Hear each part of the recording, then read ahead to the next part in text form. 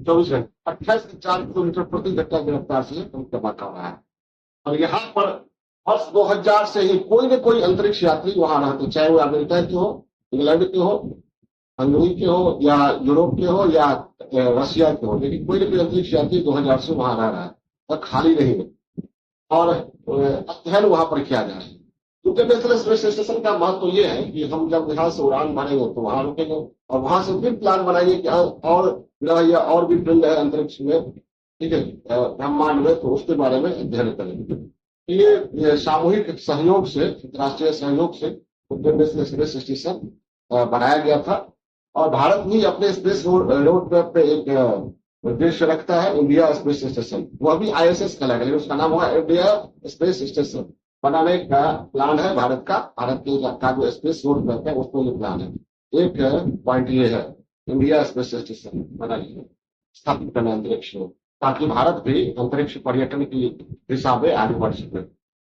अब यह भारत के लिए क्या महत्व रखता है, बहुत कुछ तो हम बोल चुके हैं, फिर अब डीपली बताना चाहेंगे। एक ऐतिहासिक उपलब्धि है भारत की।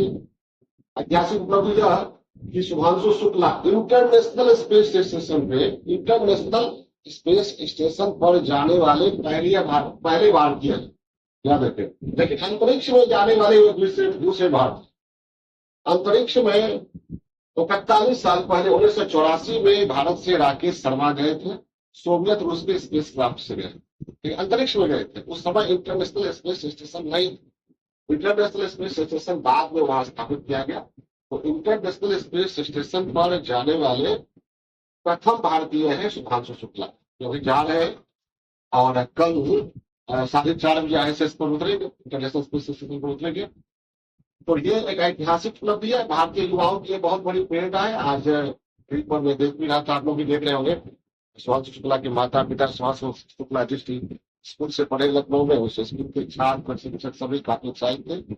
हमारे देश के बड़े बड़े वैज्ञानिक, युवा साइंटिस्ट सभी उत्साहित हुए। सभी आप देख रहे होंगे, एक दिन हम भी जाएंगे अंतरिक्ष में। तो ये महत्वपूर्ण उपलब्धि है, ऐतिहासिक उपलब्धि है।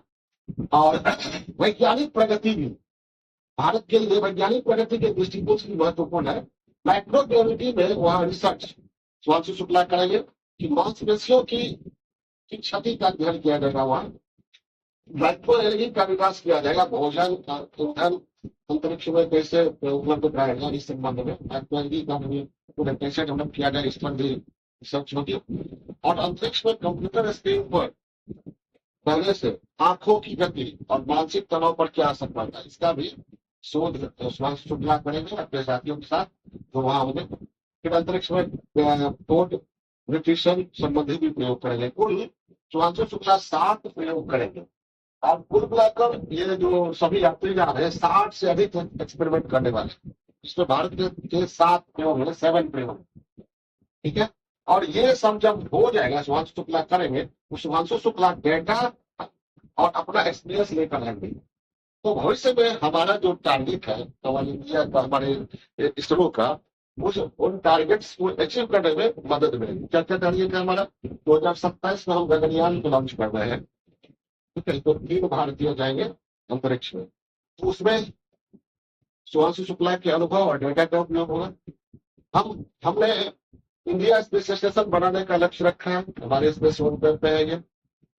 तो इंडिया स्पेस स्टेशन जब लॉन्च करेंगे, स्थापित करें, तो उसमें मदद मिलेगी। फिर हमारा ये भी उद्देश्य है अंतरिक्ष पर्यटन, स्पेस टूरिज्म में भारत आगे बढ़े, तो भी यह सहायक होगा।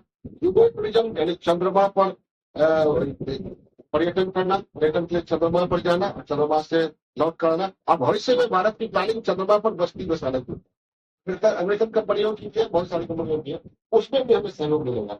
और इन सबसे क्या होगा, अंतर्राष्ट्रीय अंतरिक्ष क्षेत्र में भारत की क्रेडिट बढ़ेगी, साख बढ़ेगी, और भारत के युवाओं के लिए प्रेरणा भी होगी। तो ये 25 जून 2025 बहुत ही महत्वपूर्ण रहा, खासकर इसलिए क्योंकि शुभांशु शुक्ला पहले भारतीय जो ISS इंटरनेशनल स्पेस स्टेशन पर पहुंचे हैं। बहुत ही खुशखबरी है।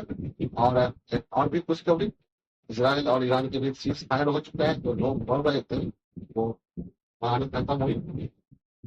फिर अब हाजिर होंगे किसी और करंट अफेयर्स को लेकर।